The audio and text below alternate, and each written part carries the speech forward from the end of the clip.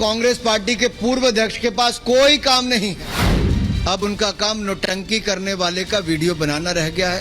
ऐसे लोग देशभक्ति का ध्यान दे, भाई इससे बड़ा मुझे लगता है शर्मसार वाकया देश में नहीं हो सकता। संसद में कांड, राहुल की सियासी दुकान।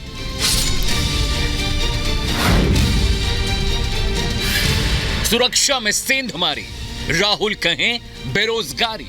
ये प्रोटेस्ट क्यों करी, उसका कारण क्या था? बेरोजगारी। संसद हमले पर सख्ती, राहुल गांधी की चुटकी। बाकी कार्रवाई 2 बजे तक स्थगित की जाती। संसद के घुसपैठियों से राहुल की हमदर्दी क्यों? 13 दिसंबर को संसद की सुरक्षा में जो चूक हुई उससे हर कोई हैरान है। इस घटना के बाद संसद की सुरक्षा का जिम्मा सीआईएसएफ को सौंप दिया गया है। देश के गृह मंत्री और लोकसभा के सभापति ओम बिरला ने भी इस बात को माना कि यह बड़ी घटना है और सुरक्षा एजेंसियां इसकी तह तक जाने की हर मुमकिन कोशिश कर रही हैं।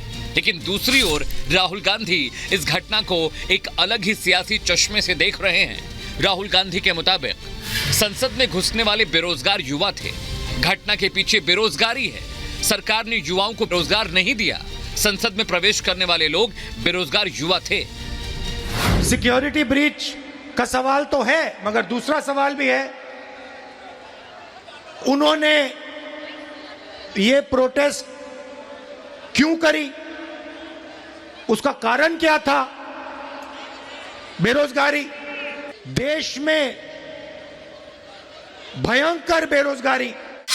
कांग्रेस नेता राहुल गांधी के बयान पर केंद्रीय मंत्री अनुराग ठाकुर ने तीखा हमला बोला है। अनुराग ठाकुर ने राहुल गांधी को अपरिपक्व, अलोकतांत्रिक, अगंभीर व्यक्ति करार दिया। चाहे वो संसद के अंदर हो या बाहर, हर जगह वो अपरिपक्वता दिखाते हैं। अनुराग ठाकुर ने कहा उनके कार्य और भाषण अलोकतांत्रिक होते हैं। उनकी कई बार आलोचना हो चुकी है। राहुल गांधी संसद में नहीं आते थे, सिर्फ मोबाइल पर ही रहते थे। अब कांग्रेस पार्टी के पूर्व अध्यक्ष के पास कोई काम नहीं है। अब उनका काम नौटंकी करने वाले का वीडियो बनाना रह गया है। राष्ट्रपति, उपराष्ट्रपति जी का मजाक उड़ाने वालों का वीडियो बनाना रह गया है। क्या राहुल गांधी जी के पास अब कांग्रेस में इतनी ही भूमिका बची है?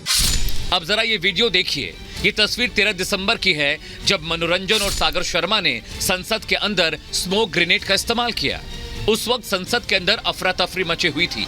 वहां मौजूद सांसद हमलावरों को पकड़ने की कोशिश कर रहे थे, लेकिन राहुल गांधी मूक दर्शक बनकर इस पूरी घटना को देख रहे थे, जैसे उन्हें कोई फर्क ही नहीं पड़ता। सिर्फ इतना ही नहीं, संसद में सुरक्षा चूक पर राहुल गांधी ने जो कहा वो और भी हैरान करने वाला है। राहुल गांधी के मुताबिक कुछ दिन पहले संसद भवन में 2-3 युवक कूदकर अंदर आ गए। उन्हें कूदते हुए हम सबने देखा। वो अंदर आए, उन्होंने थोड़ा धुआं फैलाया। भाजपा के सभी सांसद भाग गए। जो अपने आप को देशभक्त कहते हैं, उनकी हवा निकल गई थी।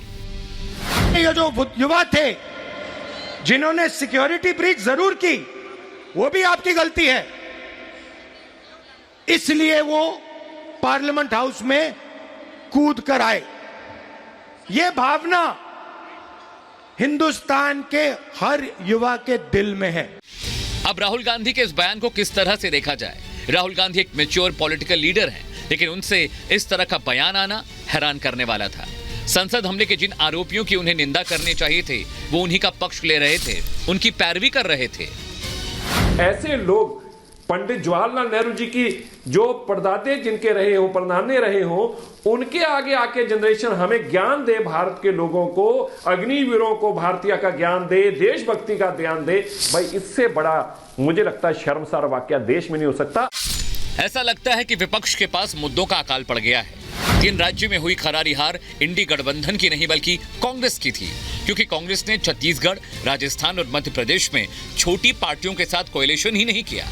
इंडिया अलायंस की 4 बैठकों के बावजूद न तो सीट शेयरिंग पर सहमति बनी और न ही पार्टी के कन्वीनर के नाम पर मुहर लग पाई है। राहुल गांधी कभी वीडियो बनाते नजर आते हैं तो कभी संसद पर हमला करने वालों का पक्ष लेते हैं। 2024 के चुनाव में अब ज्यादा वक्त नहीं बचा है। सियासी पंडित ये भी कहते हैं कि इंडी गठबंधन बनने में जरा देर हो गई है। बड़ा सवाल यही है कि क्या कांग्रेस पीएम मोदी को चुनावों में चैलेंज देने के लिए इन्हीं मुद्दों को लेकर मैदान में उतरने वाली है? Bureau report, Republic Bharat.